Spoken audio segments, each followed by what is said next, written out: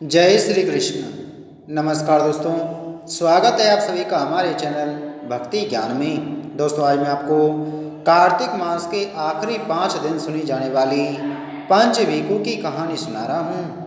किसी गांव में एक साहूकार साहूकारनी रहते थे। उनके एक बेटा और बहू थे।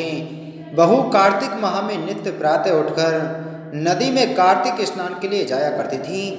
उसके एक नियम था, वो कार्तिक के राय दामोदर जी भगवान के दर्शन से पहले वह किसी भी पराये पुरुष का मुंह नहीं देखती थी। उसी गांव का एक राजकुमार भी सुबह सवेरे नदी स्नान के लिए जाता था। एक दिन उसे लगा कि कोई है जो मुझसे भी जल्दी उठकर नहा लेता है।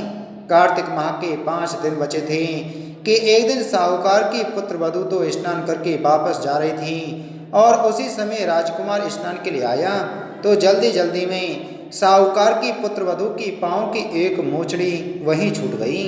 राजकुमार ने उसकी मोचड़ी उठा ली और सोचने लगा कि जिस स्त्री की यह मोचड़ी इतनी सुंदर है, वह स्त्री कितनी सुंदर होगी। उसने पूरे गांव में घोषणा करवा दी कि जिसकी यह मोचड़ी है वह 5 रात मेरे पास आएगी। साहूकार की पुत्रवधू ने कहलवा दिया कि मैं 5 रात ब्रह्म मुहूर्त में आऊंगी, लेकिन किसी को साग भरने हामी भरने बैठा देना।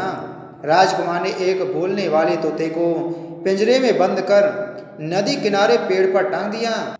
साहूकार की पुत्र वधू सुबह के समय आई, पहली पैड़ी पर पैर रखा और बोली कि हे कार्तिक के ठाकुर राय दामोदर जी, 5 पांडु छठे नारायण भीकम राजा, उस पापी को नींद आ जाई। राजा के बेटे को नींद आ गई।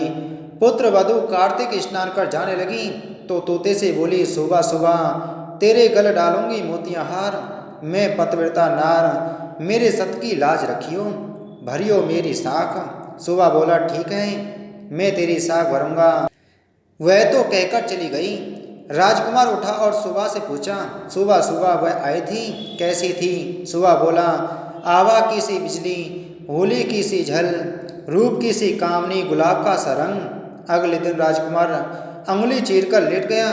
सारी रात दर्द में तड़पता रहा। साहूकार की पुत्र वधू दूसरे दिन सुबह के समय आई, पहली पैड़ी पर पैर रखा और बोली, हे कार्तिक के ठाकुर राय दामोदर जी, 5 पांडु छठे नारायण भीकम राजा, उस पापी को नींद आ जाई।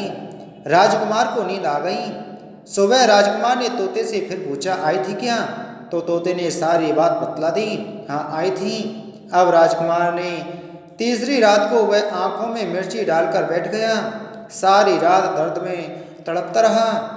साहूकार की पुत्र वधू फिर आई और प्रार्थना करने लगी, हे कार्तिक के ठाकुर राय दामोदर जी, 5 पांडु छठे नारायण भीकम राजा, उस पापी को नींद आ जाई।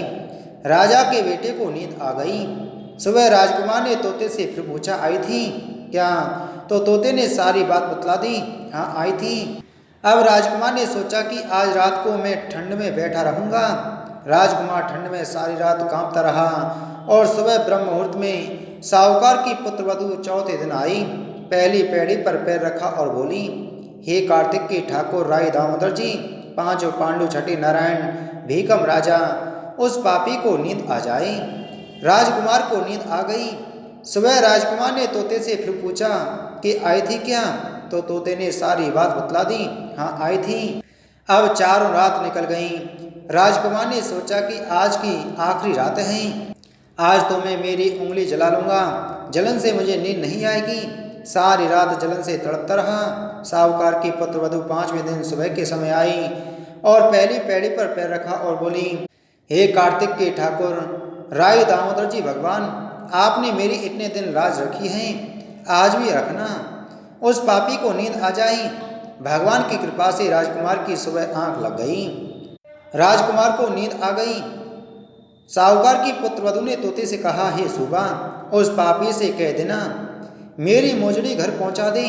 राजकुमार हड़बड़ाकर उठा। राजकुमार ने तोते से फिर पूछा, आई थी क्या? तो तोते ने सारी बात बतला दी, हाँ आई थी और उसने अपनी मोजड़ी मंगवाई है। राजकुमार को पतिव्रता स्त्री के सत को भंग करने का विचार करने के कारण कोढ़ हो गया। राजा जी ने राजकुमार का बहुत से वैद्यों से इलाज करवाया, परंतु कोई दवा का असर नहीं हुआ।